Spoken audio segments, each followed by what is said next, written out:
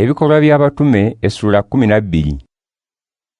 Mu kiseera ekyo Kabaka Herode n'atandika okuyigganya abamu ku b'ekibiina ky'abakkiriza Kristo, n'atta n'ekitala Yakobo muganda wa Yowanne. Bwe yalaba ng'Abayudaaya bakisiimye, ne yeeyongera n'akwata ne Peetero. Ekyo kyabaawo mu kiseera ky'embaga eriirwako emigaati egitazimbulukusiddwa. Bwe yamala okumukwata n'amuteeka mu kkomera, n'amukwasa abaserikale 16 bamukuume bana ng'ayagala okumuleeta mu maaso g'abantu, ng'embaga ejjuukirirwako okuyitako ewedde. Bw'atyo Peetero n'akuumirwa mu kkomera. Ekibiina ky'abakkiriza Kristo ne kinyiikira okumusabira eri Katonda. Mu kiro ekyakeesa olunaku Herode lwe yali ateeseteese okutwalirako Peetero eri ekibiina ky'abantu, Peetero yali yeebase wakati w'abaserikale 2 ng'asibiddwa n'enjegere 2, era nga n'abakuumi bali ku luggi bakuuma ekkomera. Malayika wa Mukama n'ayimirira w'ali, ekitangaala ne kibuna akasenge konna. Malayika n'akuba ku Peetero mu mbiriizi, n'amuzuukusa ng'agamba nti, "Golokoka mangu." Awo enjegere ne ziva ku mikono gya Peetero ne zigwa. Malayika n'amugamba nti, "Weesibe olukoba lwo era oyambale engatto zo." N'akola bw'atyo, era n'amugamba nti, "Suulira omunagiro gwo ongoberere." Peetero n'afuluma n'agoberera malayika.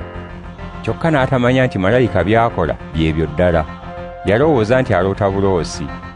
Bwe baayita ku bakuumi abasooka ne ku bookubiri, ne batuuka ku luggi olw'ekyuma oluyingira mu kibuga, ne lubeggulirawo lwokka, ne bafuluma ne batuuka mu luguudo.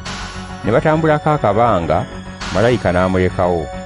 Awo Peetero bwe yategeera ebibaddewo, n'agamba nti, "Kaakano ntegedde nga Mukama atumye malayika we n'anzigya mu mikono gya Herode, era n'amponya ebyo byonna Abayudaaya bye babadde basuubira okunkolako." Peetero ng'akyalowooza ku ekyo, n'agenda ku nnyumba ya Maliya, nnyina wa Yowanne Maliko. Abantu bangi gye baali bakuŋŋaanidde nga beegayirira Katonda. Peetero bwe yakonkona ku luggi olw'emiryango, omuwala omuweereza erinnya lye Roda n'ajja alaba akonkona. Olwategeera ng'eddoboozi lya Peetero, yenna n'ajjula essanyu, n'adduka n'addayo nga n'oluggi taluggudde. N'agamba nti, "Peetero ayimiridde abweru ku luggi." Bo ne bamugamba nti, "Olaluse?" Ye n'akakasa nti ky'agamba kya mazima. Ne bagamba nti, "Oyo malayika we." Kyokka Peetero ne yeeyongera okukonkona. Bwe baggulawo ne bamulaba, ne basamaalirira.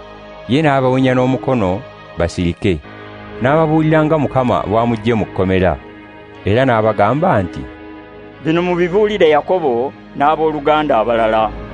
N'avaayo n'agenda awantu abalala. Awo bwe bwakya enkya, ne wabaawo akeetalo k'amaanyi mu baserikale nga beebuuzaganya Peetero gy'alaze. Herode bwe yamunoonya n'atamulaba, n'awozesa abakuumi n'alagira battibwe. Awo n'ava mu Buyudaaya n'aserengeta e Kayisaliya n'abeera eyo. Awo Herode n'asunguwalira abantu b'e Ttiiro ne Sidoni, naye bo ne beetaba wamu ne bajja bamulabe.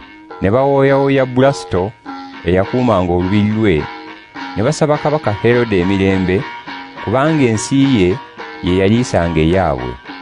Awo ku lunaku olwali olulagaanye, Herode n'ayambala ebyambalo bye eby'obwakabaka, n'atuula ku ntebe ey'obwakabaka, n'ayogera gye bali. Abantu ne bamuwaana nga bagamba nti, "Si muntu yayogera, wabula Katonda yayogera." Amangu ago malayika wa Mukama n'akuba Herode, kubanga tawadde Katonda kitiibwa, n'aliibwa envunyu n'afa. Naye ekigambo kya Katonda ne kyeyongera okunywera n'okubuna mu bantu. Awo Balunabba ne Sawulo bwe baamaliriza omulimu gwabwe, ne bava e Yerusaalemi, ne baddayo nga bali ne Yowanne Maliko.